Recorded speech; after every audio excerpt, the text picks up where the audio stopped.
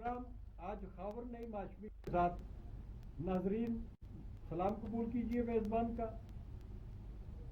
آج ہمارے ساتھ ایک بہت خاص مہمان ہے جو پورے پروگرام میں ہمارا ساتھ دیں گے.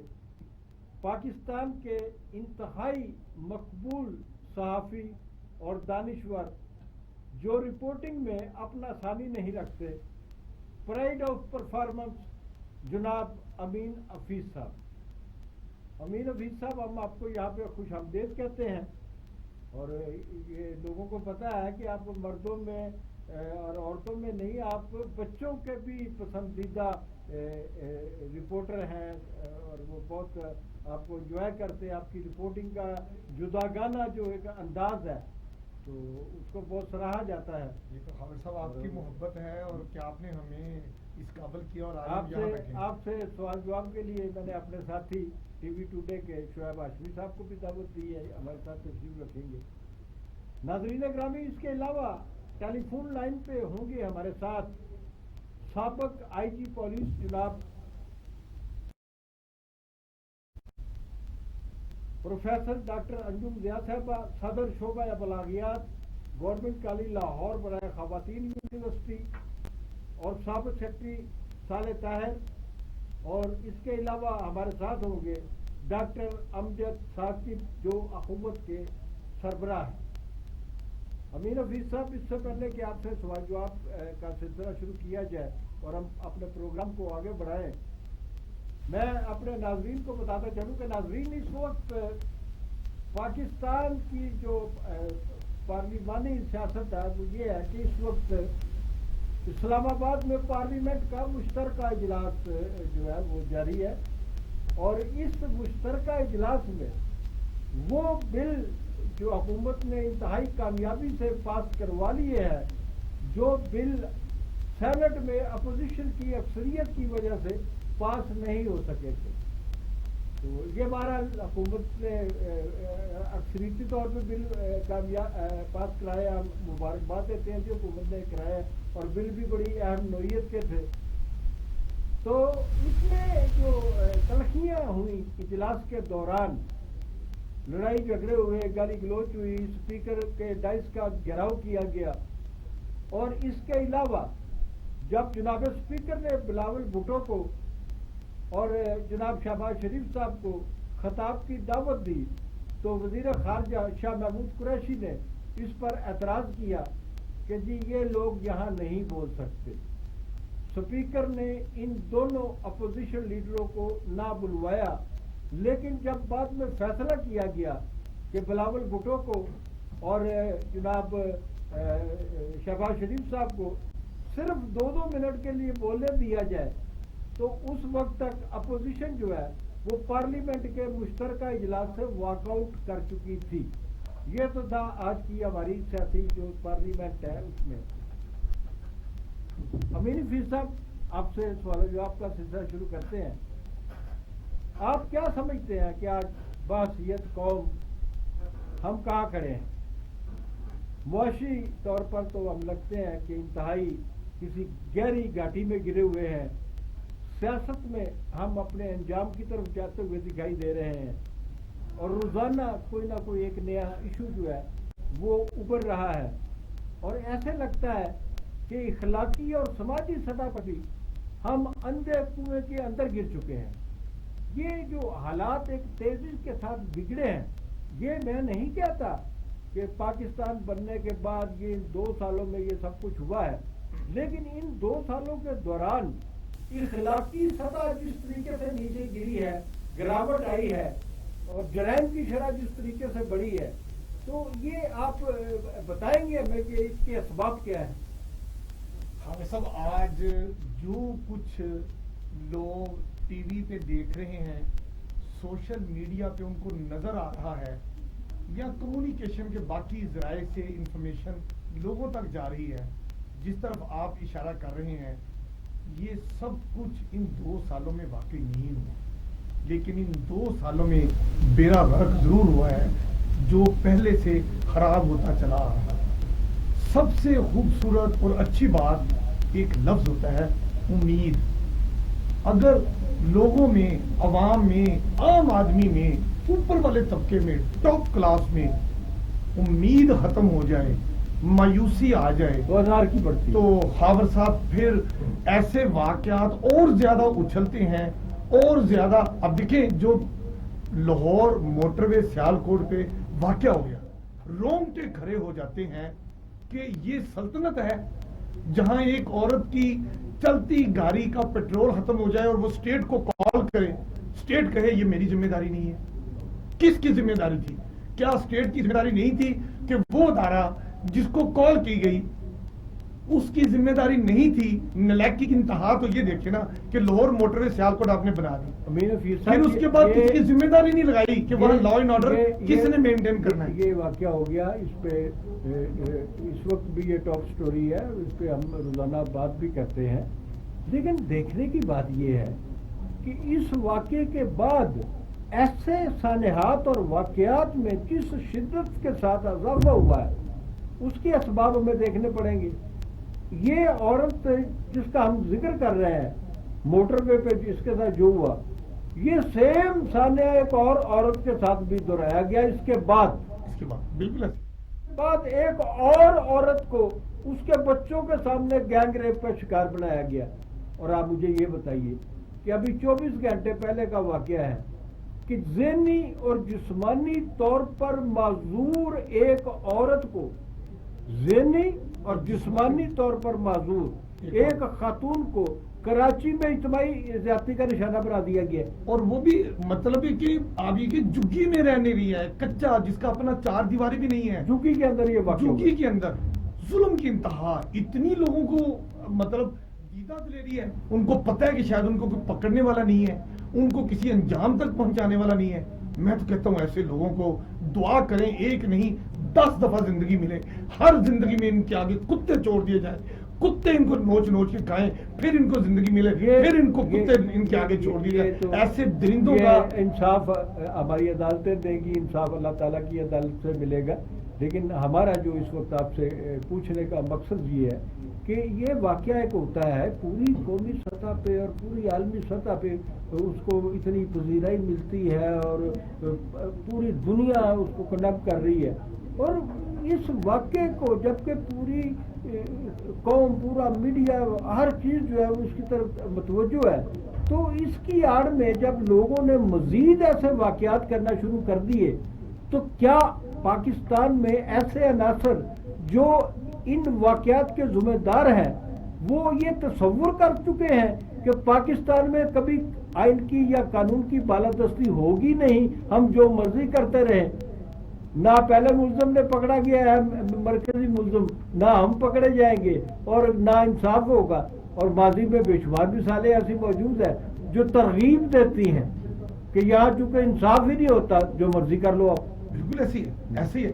جب اسٹیٹ اپنی رٹ قائم نہیں کرتی، لوگوں میں احساس تحفظ پیدا نہیں کرتی، جرائم پیشہ افراد کو کیفر کردار تک نہیں پہنچاتی، تو پھر خاور صاحب آپ جو کہہ رہے ہیں ایسا ہی ہوگا. تو ان حالات میں دیکھیے میں امین حفیظ صاحب آپ پہ واضح کرتا چلوں کہ میں ان لوگوں میں شامل ہوں جن کی دلی خواہش ہے کہ موجودہ پی ٹی آئی کی جو حکومت ہے وہ اپنی مدت پوری کرے. اور میں اس حق میں بھی ہوں کہ ان ہاؤس تبدیلی کی ضرورت نہیں ہے. عمران خان کو بحیثیت وزیر اعظم پاکستان مزید 3 سال پرفارم کرنے کا موقع دیا جانا چاہیے. لیکن آپ اس حکومت کا اور عمران خان کا اگلے 3 سالوں میں یا اس کے بعد کیا فیوچر کیا دیکھتے ہیں؟ دیکھیں عمران خان صاحب ہمارے وزیر اعظم ہیں، قطع نظر کسی کی اس سے انہیں اچھے لگتے ہیں، کچھ کو وہ اچھے نہیں لگتے ہوں گے. وہ ایک بات کہتے ہیں کہ میں تبدیلی لا رہا ہوں سسٹم کے اندر، چیزوں کے اندر، احتساب کے اندر. اب اس پر بھی بحث ہو سکتی ہے، احتساب ون سائیڈڈ ہو رہا ہے، سب کا ہو رہا ہے، لیکن وہ کہہ رہے ہیں کہ میں جو کر رہا ہوں مجھے وقت چاہیے. آپ نے ان کو اتنا وقت تو دیا کہ ان کو پرائم منسٹر کے منصب تک بٹھا دیا، اب پورے 5 سال ان کو دیں، کرنے دیں جو وہ کرتے ہیں. اگر وہ 5 سال میں بھی ڈیلیور نہ کر پائے اپنے الیکشن میں کیے گئے وعدے پورے نہ کر پائے تو حشر پھر وہی ہوگا عوام. لیکن یہاں لیکن اگر وہ ڈلیور کر گئے. سوال یہ پیدا ہوتا ہے کہ ایک ہفتے کے دوران، صرف ایک ہفتے کے دوران، 7 دنوں میں بھی نہیں 5 دنوں میں یہ جو سانحہ ہوا موٹر وے والا، وہ سانحہ جو ہے سانحات بن گیا. ایسے ہی ہے. تو سانحات اگر 5 دن میں بن سکتے ہیں تو اگر ان کو مزید 3 سال دے دیے جائے تو کیا یہ ملک جو ہے یہ گلی گلی، محلہ محلہ، شہر شہر، قصبہ قصبہ، یہ واقعات تو نہیں رونما ہونے شروع ہو جائیں گے؟ اس ملک میں ہر طرف انارکی ہی انارکی تو نظر نہیں آنے لگے گی.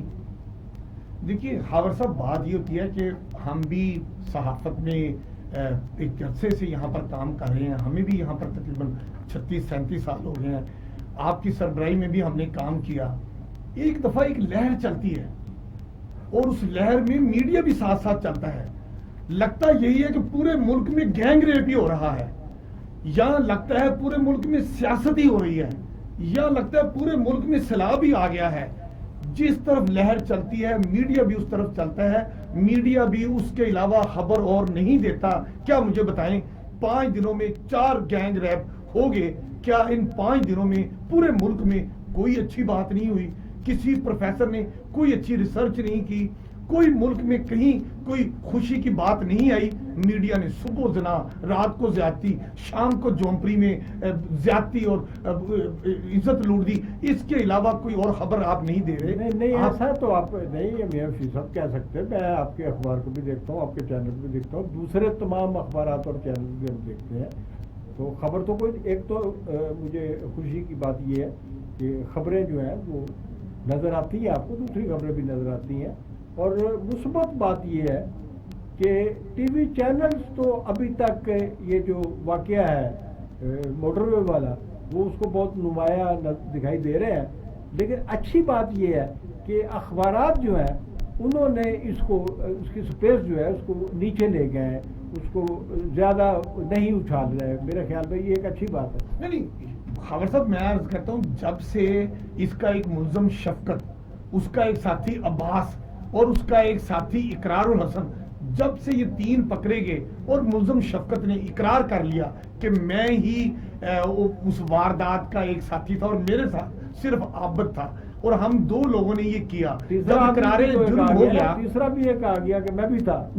اب یہ تو ابھی وقت بتائے گا کہ پنجاب فورینزک سائنس لیبارٹری نے کس کا ڈی این اے میچ کروایا، کس کا ڈی این اے ہوا، کون ملزم اصل تھا. یہ تو بھی عابد گرفتار ہوگا تو پتہ ہوگا. ایسے دیگرگوں حالات جن حالات میں ملک گرا ہوا ہے، کیا اپوزیشن لیڈر نواز شریف صاحب انہیں واپس نہیں آ جانا چاہیے ملک میں؟ جب نواز شریف کو یہ پتا ہو کہ میں ملک میں آؤں، مجھے عدالتوں سے، پولیس سے، احتسابی اداروں سے انصاف ملے گا تو میرا خیال ہے وہ ضرور آئے. لیکن وہ نہیں آ رہے. وجہ ان کو عادت ہے اقتدار کی. جب اقتدار کا اشارہ ہوگا، خبر نہیں ہاشمی صاحب میری بات لکھ لیجئے گا، وہ لینڈ کریں گے، الیکشن ہوں گے، سیدھا اسمبلی میں جائیں گے. اس سے پہلے وہ نہیں آئیں گے. اس سے پہلے ان کا دل ہی ٹھیک نہیں ہوگا. مطلب ہے کہ جو آپ کہہ رہے ہیں کہ عوام کے سامنے روشنی کی کوئی لکیر نظر نہیں آ رہی، تو کیا آپ پاکستان پیپلز پارٹی کو بھی یا بلاول بھٹو کو بھی عوام کے لیے روشنی کی لکیر نہیں سمجھ رہے؟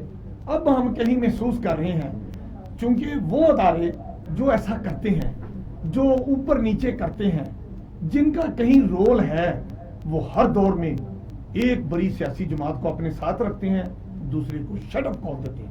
ابھی بھی اس دور میں بھی ایک سیاسی پارٹی کو شٹ اپ کال ملی ہوئی ہے، دوسرے کو ساتھ ساتھ ملانے کے لیے محبتیں بڑھائی جا رہی ہیں.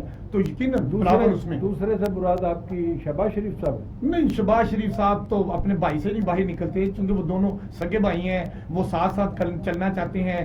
شہباز شریف صاحب کو شاید یہ پتا ہے کہ وہ اکیلے میدان میں کودیں تو شاید وہ پہلوان سے. آپ کا اشارہ پاکستان پیپلز پارٹی کی طرف ہے؟ ہاں، وہ دوسری پیار محبت اب تھوڑا سا پیپلز پارٹی کی طرف بڑھا ہے، لگ بھی رہا ہے. جیسے اے پی سی میں انہوں نے کہا کہ پیپلز پارٹی نے پہلے اپنے گھر میں صدارت کرنی تھی، اب وہ کہتے ہیں نہیں، اے پی سی کسی किसी होटल में होगी, मतलब वो भी आहिस्ता आहिस्ता जरा अपोजिशन से हाथ पीछे कर रहे हैं, दूसरी तरफ वो जरा हाथ बढ़ा रहे हैं। कोशिश शायद उनकी ये है और उनकी भी ये है कि इस बड़ी पार्टी को साथ रखा जाए, उनको जो लंदन वाले हैं उनको जरा अभी दूर रखा जाए। आप ये फरमा रहे हैं कि पाकिस्तान पीपल्स पार्टी की जो क़यादत है वो अपना रवैया जो है वो उसमें तब्दीली ला रही है, और वो क्या वही रवैया होगा जो शहबाज शरीफ साहब का रवैया है?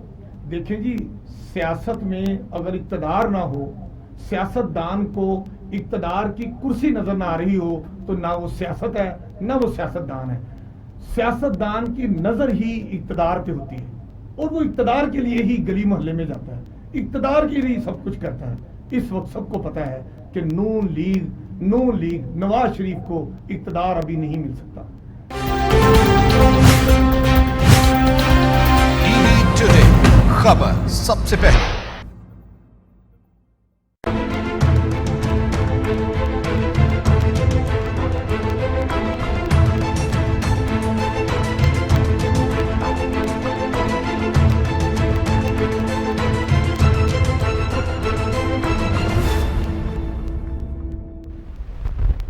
नाज़रीन, हम दोबारा हाजिर हैं आपकी खिदमत में, और हमारे साथ इस वक्त मौजूद होंगे टेलीफोन लाइन पर साबिक आईजी जनाब मुनीर अहमद चिश्ती साहब।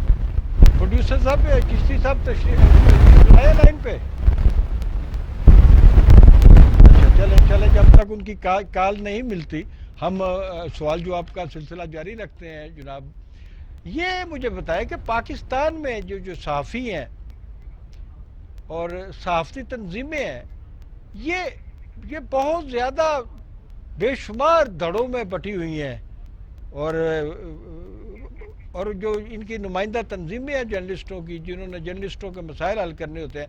देखिए, इसमें तो कोई शुबा नहीं है कि पिछले 2 सालों में कामिल सहाफ़ी, वर्किंग जर्नलिस्ट जिसको कहते हैं, वो जिन मसाइल का शिकार हुए हैं और उनकी तनज़लियाँ हुई हैं, उनकी तनख्वाहों में कटौतियाँ हुई हैं, उन्हें मुलाजमतों से फारग किया गया है, और लोगों ने पकौड़े लगाए हैं, रेड़ियाँ लगाई हैं, दही भले के स्टॉल लगाने शुरू कर दिए हैं जर्नलिस्टों ने। तो इसमें हमें कहीं कोई किरदार नज़र नहीं आता किसी सहाफ़ती तंजीम का। तो ये सहाफ़ती तंजीमें कहाँ हैं?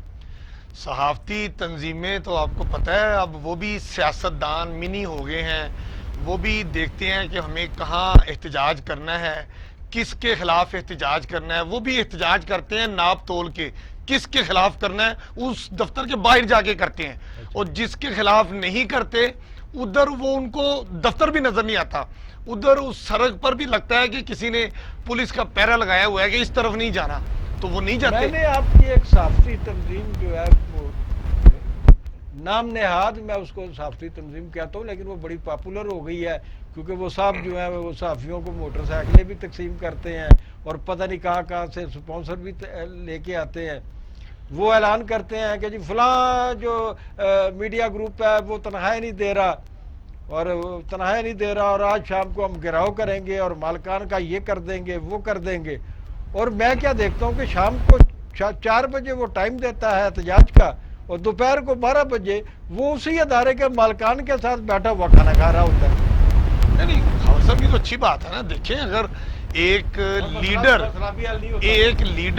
लीडर अगर मसला हल करने के लिए जाए और वो डायलॉग की टेबल पे बैठ जाए, ये बुरी बात नहीं है, और अगर डायलॉग की टेबल पे बैठ के मसला हल हो जाए या मसले हल होने की तरफ चल पड़े तो ये तो अच्छी बात है। हल हुआ है कोई मसला?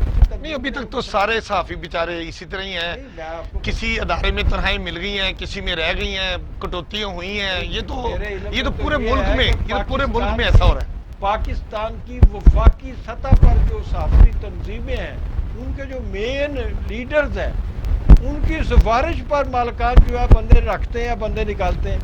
वो बताते हैं मालिक को। Pakistan federal union of journalist का मैं नाम ले रहा हूँ और चैलेंज के साथ नाम ले रहा हूँ, उसके नुमाइंदे मालकान को सजेस्ट करते हैं कि जनाब ये 10 बंदे निकाल दें, हम 5 बंदे नए ले आएंगे, थोड़ी तनख्वाह पे ले आएंगे। ये तो हाल हुआ यार। یہ آپ کی انفارمیشن ہو سکتی ہے، لیکن ہمارا چونکہ لاہور پریس کلب سے تعلق ہے، ہم تو یہاں تک کے لیڈروں کو جانتے ہیں، فیڈرل یونین آف جرنلسٹ تک تو ہمارا رسائی نہیں ہے، وہ تو اسلام آباد کے رپورٹر زیادہ بہتر جانتے صاحب ہیں۔ کا کیس لے لیں، نہیں ادھر تو آپ 190 دن گزر گئے ہیں، ابھی تک ان کو گرفتار کیا اور ہوا ان ہے۔ کے خلاف جو مقدمہ ہے وہ زیادہ سے زیادہ ایل ڈی اے کی عدالت میں چلنا چاہیے تھا، اور وہ بھی نہیں ہے، وہ بھی نہیں ہے، چل قاعدے جاتا ہے جی، قانون کے چل تحت جاتا ہے۔ 1/3 ان کو اراضی ملی، انہوں نے اس وقت کے جو واجبات تھے وہ پورے جمع کرائے، اس وقت جو قاعدہ قانون تھا اس کے تحت زمین ملی، جو فالتو زمین تھی اس کے بھی انہوں نے تو پیسے دیے، کیا تو خرابی تو کہیں نہیں ہے۔ اس طویل جو گرفتاری ہے ان کی، اس کے جو پس منظر میں جو محرکات ہیں وہ مختلف ہیں، تو کیا ہے؟ مجھے یہ بتائیں نواز شریف پاکستان میں کیوں نہیں آتے؟ یہ وہی محرکات ہیں، ان کو پتہ ہے کہ اگر میر شکیل الرحمان کو بلا وجہ بغیر کسی قاعدے قانون کی خلاف ورزی کے، کوئی خلاف ورزی نہیں ہوئی، اگر ان کو گرفتار کر کے جیل میں رکھا جا سکتا ہے تو نواز شریف کو بھی رکھیں گے۔ نہیں، نواز شریف صاحب کا کیس اس کو بھی پتہ ہے کہ میں اگر ملک میں گیا مجھے گرفتار کر لیں گے، اسی لیے ان کا دل نہیں ٹھیک ہو رہا، بھی نہیں ہونا چاہیے دل ٹھیک، اس وقت ٹھیک ہو جب ان کو حالات و واقعات اچھے نظر آئیں، احتساب ہو تو بالکل صحیح ہو۔ شکیل الرحمان کا کیس جو ہے، آپ اس کا موازنہ نواز شریف کے کیس سے کیسے کریں گے؟ نواز شریف جب نواز شریف کو گرفتار کرنے والے جو لوگ ہیں وہ وہی ہیں، نواز میر شریف شکیل صاحب کا الرحمان کو کیس جو گرفتار ہے، کرنے اس والے کی لوگ بنیاد- وہی ہیں۔ اس کی بنیاد پاناما کیس ہے، نواز شریف کی کیس کی بنیاد پاناما کیس ہے، اور پاناما کیس پاکستان میں نہیں بنا ہوا، نہ پاکستان کی کسی ایجنسی نے بنایا ہوا ہے، اور نواز شریف صاحب جو ہے وہ سزا یافتہ ہے۔ میر شکیل الرحمان صاحب جو ہے وہ ایک طویل گرفتاری بھی کی حالت میں ہے، اور ان کے خلاف جو ہے ابھی تک مقدمہ تک شروع نہیں ہوا، کچھ بھی نہیں ہوا ہے ہی نہیں۔ ایل ڈی اے نے پھر اپنی آپ پوری موازنہ فائل نہ کریں اس کا۔ ایل ڈی اے نے اپنی پوری فائل نیب کو دے دی، نیب کے وکیل عدالت میں آتے ہیں، احتساب عدالت میں، ان کو کہنے کے لیے کچھ نہیں ہوتا، وہ کیا کہیں؟ اب ہمارے ساتھ تشریف رکھتی ہیں ٹیلی فون لائن پہ ڈاکٹر پروفیسر انجم ضیاء صاحبہ، جیسا کہ آپ جانتے ہیں کہ صدر ہے شعبہ ابلاغیات گورنمنٹ کالج برائے خواتین یونیورسٹی لاہور کی۔ اور السلام علیکم ڈاکٹر انجم ضیاء صاحبہ، السلام علیکم۔ وعلیکم السلام، آپ کیسی ہیں؟ میں ٹھیک ہوں، شکر مجھے اللہ بڑی کا۔ آپ خوشی ہے کیسے ہیں؟ کہ عرصے کے بعد ٹیلی فون پہ ہی صحیح آپ سے ملاقات ہو رہی ہے۔ جی جی بالکل۔ ڈاکٹر آپ صاحب، کیسے ہیں؟ میں الحمدللہ میں ٹھیک ہوں۔ تو یہ پاکستان جو ہے وہ کس ڈگر پہ چلا ہوا ہے؟ یہاں پہ صحافت بھی جو ہے اس کا گلا گھونٹ دیا گیا ہے، اس میں نہ صحافت نظر آ رہی ہے، نہ آپ شعبہ ابلاغیات میں بچوں کو تعلیم دے رہی ہیں، اس کی سربراہ ہیں، ایک بڑی یونیورسٹی میں کی آپ سربراہ ہیں، تو یہ جو بچے آپ کے زیر تعلیم ہیں، تو یہ موجودہ حالات کو دیکھ کر ڈپریشن کا شکار نہیں ہوں گے کہ ہم پڑھنے کے بعد اتنی فیسیں دینے کے بعد ہمارا فیوچر کیا ہے؟ نہیں، کچھ حد تک جیسے کہتے ہیں نا دیکھنے کے بعد، ابھی تو کیونکہ یہ ان کی ایج ہوتی ہے سمجھنے کی، چیزوں کو انڈرسٹینڈ کرنے کی اور پھر اپنے کانسیپٹ بنانے کی، تو بہت سارے ان کے ذہن میں، آپ صحیح کہہ رہے ہیں، سوال جنم لیتے ہیں جس سے وہ کرتے بھی ہیں اور اس پہ ڈبیٹ بھی ہوتی ہے، ان کو پھر ہم ایک پراپر جرنلزم ہے کیا وہ راستہ بھی دکھاتے ہیں۔ اور میں تو سمجھتی ہوں کہ ڈپریشن تو ڈیفینیٹلی ہے اوور آل ہماری صحافت میں، وہ جو ایک لائٹلی جو چیزیں آنی چاہیے لائیولی سی، وہ ذرا کم ہو گئی ہیں، تو لوگ بھی پھر اسی حساب سے نا چینلز کو یا میڈیا سے دور ہوتے جا رہے ہیں۔ اگر آپ نے دیکھا ہوگا تو سوشل میڈیا کی طرف لوگوں کا دھیان زیادہ اسی وجہ سے جا رہا ہے کہ ان کی جو اپنی ایک امنگ ہوتی ہے، ایک اپنی ریکوائرمنٹ ہوتی ہے، اس کے مطابق ان کو چیزیں نہیں مل رہی ہوتی۔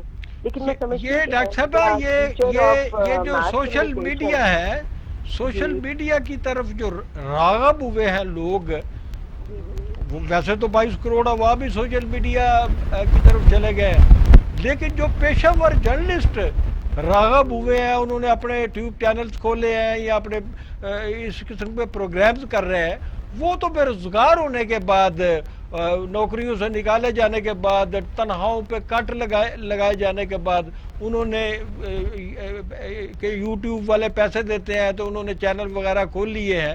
تو ویسے تو جو اصل صورتحال ہے یہاں پہ جرنلزم کی، جرنلسٹ اور جرنلزم دونوں چیزیں جو ہے میں بینگ اے جرنلسٹ مجھے 50 سال ہو گئے یہاں پہ کام کرتے ہوئے بطور صحافی. میں نے 1970 میں کام شروع کیا تھا, جرنلزم شروع کیا تھا. تو آج کی جو صورتحال میں دیکھتا ہوں تو آج کیا کوئی ماں باپ یا کوئی بچہ جو آپ کے پاس پڑھ رہے ہیں وہ تو پڑھ رہے ہوں گے, لیکن میں تو خیال کرتا ہوں کہ ممکن ہے کہ اگلے سال میں 2 سال کے بعد آپ کے شعبہ ابلاغیات کی طرف بچوں کا رجحان ہی ختم ہو جائے. نہیں ایسے نہیں, آپ کے ایسی صورت میرا خیال ہے کہ کبھی بھی نہیں ہوگی, کیونکہ آپ کا جو ہمارا اس وقت جو ماس کمیونیکیشن ہے وہ صرف اس چیز کو کور نہیں کر رہا کہ ٹی وی چینلز کیسے چل رہے ہیں اور کیا چیزیں زیادہ جو ہیں اس وقت آ رہی ہیں, کس طرح کے ٹاپک آ رہے ہیں, کس طرح کے ٹاک شوز ہیں, یا کس طرح کی نیوز کو کیسے پریزنٹ کیا جا رہا ہے. یہ جو آپ نے بات کی ہے نا کہ ابھی جو جرنلسٹ ہیں جن کو کٹ لگا جن کی سیلری پہ یا جن کو نکال دیا گیا تو انہوں نے اپنے چینلز بنا لیے, یہ چیز اگر آپ دیکھیں تو جو اب ینگ جنریشن ہے اس میں بہت زیادہ ہے. وہ خود اس کو ان کو سمجھ آ رہا ہے کہ اگر ایک بات ہماری سچائی پہ مبنی ہے لیکن ہمارے پاس کوئی چینل نہیں ہے جس کے ذریعے ہم یہ کہہ سکیں, تو ہمارے پاس اب ایک اپنی آپشن ہے جس کے تھرو ہم اپنی بات کو آگے پہنچا سکتے ہیں. تو اس طرح سے تو جیسے ہم کہتے ہیں سٹیزن جرنلزم کی بات کہتے ہیں, یا ایک انڈیویجول اپنی بات کو پہنچانا چاہتا ہے تو وہ ان کے پاس تو زیادہ آپشنز اب نظر آ رہی ہیں. آپ کا ڈیجیٹل میڈیا جو ہے وہ آپ کو بہت زیادہ اکوپ کر رہا ہے. کاٹ رہا ہوں ڈاکٹر صاحب, آئی ایم سوری, کہ جی. بیسک چیز جو ہوتی ہے آدمی اپنے پروفیشن کا چوائس کرتا ہے پسند کے حساب سے کہ میں نے ڈاکٹر بننا ہے, میں نے وکیل بننا ہے, انجینئر بننا ہے, سائنسدان بننا ہے. لیکن جب وہ چوائس کر رہا ہوتا ہے تو کیا اس کے دماغ میں یہ بات ہوتی ہے کہ جب میں انجینئر یا ڈاکٹر یا سائنسدان یا وکیل یا کوئی اور شعبے میں چلا جاؤں گا اور وہاں مجھے تنہائی نہیں ملے گی؟ اور یہاں پر پاکستان میں اس وقت جو میڈیا گروپس ہیں اکثریت میں اور بڑے میڈیا گروپس جو ہے 3 مہینے سے لے کے 5 مہینے تک کی ان کی تنہائی واجب الادا ہے, اور لوگ جو ہیں وہ ایک دوسرے کے پتہ نہیں گھر کیسے چلا رہے ہیں. تو یہ ساری باتیں جو تنخواہیں اس وقت نہیں مل رہی اس کا کیا اسباب ہے اور کیا حالات ٹھیک ہوں گے, یہ ساری باتیں آپ کے بچوں کے علم میں ہیں؟ بالکل ہیں, اسی لیے ہم نے ان کو صرف اسی طرف نہیں لے کے جاتے کہ آپ کے پاس صرف یہ آپشن ہے. ہم ان کو سیلف سفیشینٹ بنا رہے ہیں, ہم ان کو وہ کورسز زیادہ کروا رہے ہیں. اگر آپ نے تھوڑا نوٹس کیا ہو کہ جو لیٹسٹ ہمارے کورسز ہیں وہ ڈیجیٹل میڈیا پہ زیادہ ہیں. ہم ان کو خود کیسے انہوں نے ارن کرنا ہے, جیسے گرافک ڈیزائننگ کے کورسز سکھا رہے ہیں. ہم ان کو کمپیوٹر کو کیسے یوز کیا جائے گا اور کس طریقے سے آپ ایڈیٹنگ کر سکتے ہو. ابھی بھی آپ کے لیے شاید یہ بات وہ ڈیفینیٹلی آپ کے نالج میں ہوگی کہ اب جو ہمارے اس وقت بچے ہیں وہ پڑھنے کے دوران بھی بہت سارے میڈیا ہاؤسز کے لیے, چاہے وہ پاکستانی ہیں یا باہر کے, ایڈیٹنگ کر رہے ہوتے ہیں آن لائن. تو وہ آن لائن بہت سارے کام کر رہے ہیں, بہت سارے گرافک ڈیزائننگ میں چلے گئے ہیں اور وہ اپنی چیزوں کو کس طرح سے پریزنٹ کرنا ہے اس طرف. پھر ویڈیو ایڈیٹنگ یہ ہم سکھا رہے ہیں ان کو. Thank you very much doctor Anjum Zia صاحبہ, بہت بہت شکریہ. آپ نے اپنے روشنی کی کرن دکھائی, آپ کا بہت بہت شکریہ. جی سر, اب ہم پھر آپ کی طرف آتے ہیں اور موضوع بدلتے ہیں. ہے جی, ہاں شعیب ہاشمی صاحب, یہ باتیں تو اپنی جگہ پہ ہیں. کیا یہ جو ڈکلائن آیا ہے جرنلزم پہ اور جرنلسٹ جو ہیں وہ جن مصائب کا شکار ہوئے ہیں, کیا اس کا بنیادی سبب خود جرنلسٹ نہیں ہے؟ ہم مالکان کو گالیاں نکالتے ہیں, ہم مالکان کے خلاف باتیں کرتے ہیں, ہم صحافیوں کی تنظیموں کے خلاف بات کرتے ہیں. کیا انڈیویجولی انفرادی طور پر صحافی جو ہیں, رپورٹر خاص طور پر بہت سارے, میں سب رپورٹروں کی بات نہیں کرتا, آپ کی رسپیکٹ کرتا ہوں, یہ بیٹھے ہوئے ہیں, میں سب رپورٹرز کی رسپیکٹ کرتا ہوں, لیکن ہمارے اندر جو کالی بھیڑیں موجود ہیں, یہ جو لفافہ جرنلزم ہے, لفافہ جرنلزم نے جو ہماری جرنلزم ہے اس کی اہمیت کو گہنا نہیں دیا, اس کی عزت کو, اس کے وقار کو ٹھیس نہیں پہنچائی. جی بالکل خاور صاحب, آپ کی اس بات سے بالکل اتفاق کرتا ہوں. چھوٹی سی ایک بات آپ کو کروں گا کہ نون لیگ کی بیٹ بھی میں کرتا ہوں, تو اکثر جب ہم اپنی بیٹ میں کسی جگہ پر جاتے ہیں تو جب کویسچنز لینے کی باری آتی ہے تو خاص طور پر جو ترجمان ہوتے ہیں جماعت کے تو وہ پوائنٹ آؤٹ کر دیتے ہیں پہلے ہی، فلاں صاحب کویشچن کر لیں، فلاں صاحب کویشچن کر لیں، اور وہاں پہ کم و بیش 20 سے 25 کے قریب صحافی بیٹھے ہوتے ہیں، لیکن سوال جو ہیں وہ صرف 5 لیے جاتے ہیں۔ وہ چیزیں تو سمجھ میں آ جاتی ہیں کہ یہ 5 سوال کیوں لیے گئے ہیں اور باقی لوگوں کا سوال نہیں لیا گیا، انہیں موقع کیوں نہیں دیا گیا۔ جہاں تک تنظیموں کی آپ نے بات کی ہے، تو جس طرح سے یہ ہماری تنظیمیں ہیں، انہیں الیکٹ بھی ہم ہی لوگ کر کے لاتے ہیں۔ بڑی معذرت کے ساتھ کہ یہاں پہ اور سیاست جو ہے اس میں یہ لوگ جو ہیں انفرادی جرائم کرنے والے، ان میں اکثریت ایسی ہے جن کے پاس نامعلوم جرائد و اخبارات کے کارڈ ہوتے ہیں، وہ انہوں نے 1 لاکھ روپے سے لے کے 5 لاکھ روپے تک خریدے ہوتے ہیں۔ آپ ان کو جانتے بھی نہیں ہوتے، آپ ان کا نام بھی نہیں جانتے ہوتے، آپ اس کی شکل بھی نہیں جانتے ہوتے۔ تو کیا یہ جو ایسے صحافی، نام نہاد صحافی جو سویرے سویرے تیار ہوتے ہیں، ٹائی شائی لگائی، موٹر سائیکل پہ بیٹھے اور اسامیہ ڈھونڈنے کے لیے نکل پڑتے ہیں، مہم پہ چلے جاتے ہیں، تو کیا انفرادی طور پر آپ رپورٹرز یا دوسرے جو جرنلسٹ ہیں، یہ ان کا محاسبہ کرنے کی اگر تنظیمیں نہیں کر رہی، تنظیموں کو ضرورت ہوتی ہے ممبروں کی، لاہور پریس کلب دے جناب ممبر جڑے نے اننے ہونے چاہیے نے تے اننے ساڈے نے تے اننے اودے نے، انہاں دا تے ووٹر ساڈے کنے نے، وہ تنظیموں کا تو یہ مسئلہ ہوتا ہے۔ کیا آپ لوگوں کو اپنے پیشے کے تقدس کو بحال رکھنے کے لیے ان کالی بیڑوں کا از خود محاسبہ نہیں کرنا چاہیے؟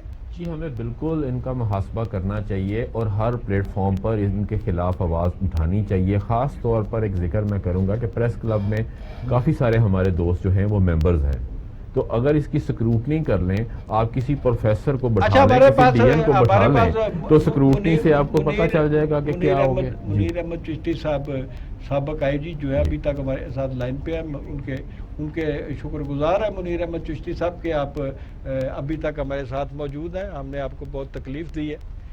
چشتی صاحب، آپ آئی جی رہے ہیں پنجاب کے اور ریلوے کے بھی آئی جی رہے ہوئے ہیں، تو آپ ہمیں جو ہم گفتگو کر رہے ہیں آپ نے سنی ہوگی، یہ جو کالی بھیڑیں ہیں صحافیوں میں، یہ آپ جیسے اداروں میں بھی آ کے بلیک میلنگ نہیں کرتی؟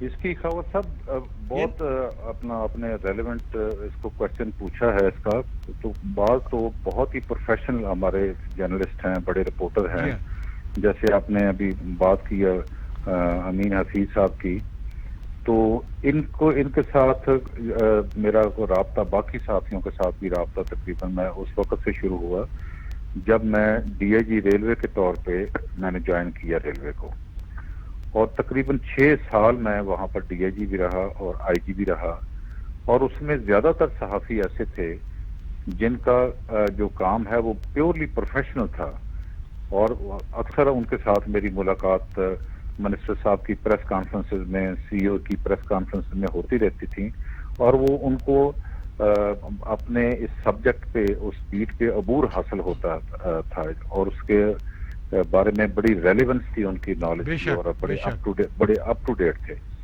لیکن کچھ بندے ایسے تھے اس میں، یہ میں آپ کی بالکل بات کی تائید کرتا ہوں، جن کا پرپز ہی صرف افسروں سے ملاقات کرنے کا اور ان سے چھوٹے موٹے کام کروانے کا تھا۔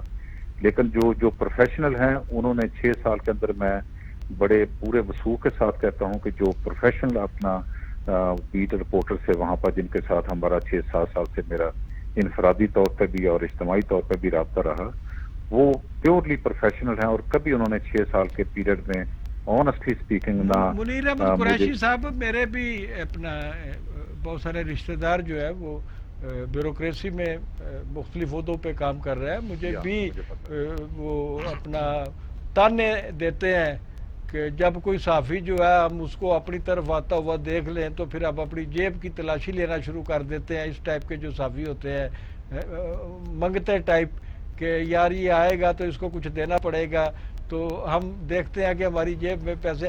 یہ بیوروکریسی کے لوگ اگر یہ الزام لگاتے ہیں کہ اس قسم کے نام نہاد اور غیر پیشہ ور جو صحافی ہیں وہ اس طرح لوٹ مار کرتے ہیں، تو پھر ان کو شٹ اپ کال کیوں نہیں دے دی جاتی, ان کو پکڑ کیوں نہیں لیا جاتا؟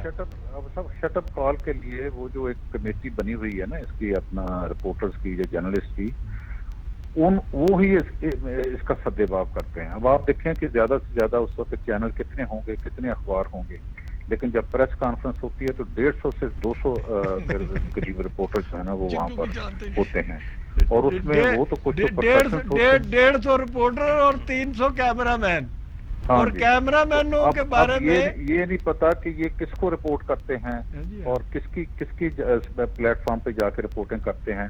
تو ہونا تو یہ چاہیے تھا نا کہ جتنے چینل ہوں, جتنے اخبار ہوں, اتنے اپنا رپورٹرز ہوں, اتنے کیمرہ مین ہوں, لیکن اس سے ہٹ کے بھی کچھ غیر پیشہ ورانہ لوگ جو ہیں ان میں شامل ہو گئے ہیں. اور یہ ان کو ہم نے اس چیز سے تنگ آ کر ان کو خود ہی کہا تھا کہ جی آپ کو پتا ہے کیا, وہ خود ہی ان کو سارٹ آؤٹ کر لیتے ہیں کہ جی یہ بندے پروفیشنل ہیں اور نان پروفیشنل ہیں. آپ دن دیکھا ہوگا وہ پریس کا موٹر سائیکل پہ لگایا ہوا ہے, سائیکل پہ لگایا ہوا ہے, گاڑی پہ لگایا ہوا ہے. تو اس طرح کی کوئی اس طرح کی کالی بھیڑیں ضرور اس میں شامل ہوئی ہیں جیسے باقی سارے لوگوں میں شامل ہوتی ہیں, تو ان میں بھی شامل ہوتی ہیں جنہوں نے جو صحافت کا تقدس جو ہے یہ اس کو بڑا نقصان پہنچایا ہے اس طرح کے غیر پیشہ ورانہ اور جو عارضی بنے ہوئے ہیں یہ پیشہ ور قسم کے جو رپورٹر جو یا تو جی ہمارے تو بات کرتے ہوئے شرم آتی ہے کہ نام نہاد فوٹوگرافروں کے گروپس بنے ہوئے ہیں جو شادیوں, بیاہوں اور خوشی کی تقریبات میں نہیں بلکہ کسی کے گھر میں مرگ ہو جائے تو وہاں بھی جمع ہو جاتے ہیں, اور وہاں وہ کوریج پتہ نہیں کس کے لیے کرتے ہیں, اور پھر ایک لائن میں کھڑے ہو جاتے ہیں, اور پھر جس کی ماں مری ہو, جس کی بیوی مری ہو, جس کا بچہ مرا ہو, اس سے سوال کرتے ہیں کہ اچھا جی سانو فارغ کرو, اسی جانا بھی ہے. اور یہ جرنلزم جو ہے اس کے لیے ہماری تنظیموں کو جو کردار ادا کرنا چاہیے تھا, ہمیں انفرادی طور